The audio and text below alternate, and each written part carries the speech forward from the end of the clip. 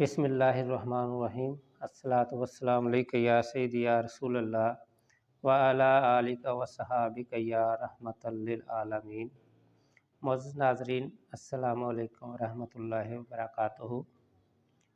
حضرت سیدنا حارث محاسبی رحمۃ اللہ علیہ فرماتے ہیں کہ ایک شخص کیال یعنی غلہ ماپنے کا کام کرتا تھا۔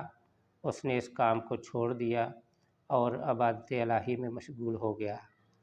جب وہ مر گیا تو اس کے بعض احباب نے اس کو خواب میں دیکھا تو پوچھا، ما فعل اللہ بکا، اللہ تعالیٰ نے آپ کے ساتھ کیا معاملہ کیا؟ اس نے کہا، میرا وہ پیمانہ جس میں غلہ وغیرہ ماپا کرتا تھا، اس میں میری بے احتیاطی کی وجہ سے کچھ مٹی سی بیٹھ گئی تھی، جس کو میں نے لاپرواہی کے سبب صاف نہ کیا، تو ہر مرتبہ ماپتے وقت بقدر اس مٹی کے کم ہو جاتا تھا، تو میں اس قصور کے سبب عذاب میں گرفتار ہوں۔ اسی طرح ایک اور شخص بھی اپنی ترازو کو مٹی وغیرہ سے صاف نہیں کرتا تھا اور اسی طرح چیز تول دیتا تھا۔ جب وہ مر گیا تو اس کو بھی قبر میں عذاب شروع ہو گیا، یہاں تک کہ لوگوں نے اس کی قبر میں چیخنے چلانے کی آواز بھی سنی۔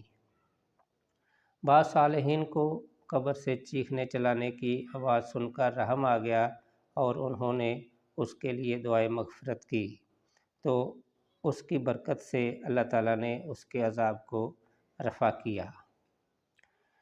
ان لرزا دینے والی حکایات سے وہ لوگ ضرور درس عبرت حاصل کریں جو ڈنڈی مارتے اور کم تول کرتے ہیں۔ مسلمانوں ڈنڈی مار کر، کم ماپ کر، بعض اوقات بظاہر مال میں کچھ زیادتی نظر آ بھی جاتی ہے، تو ایسی آمدنی کو کیا کرو گے؟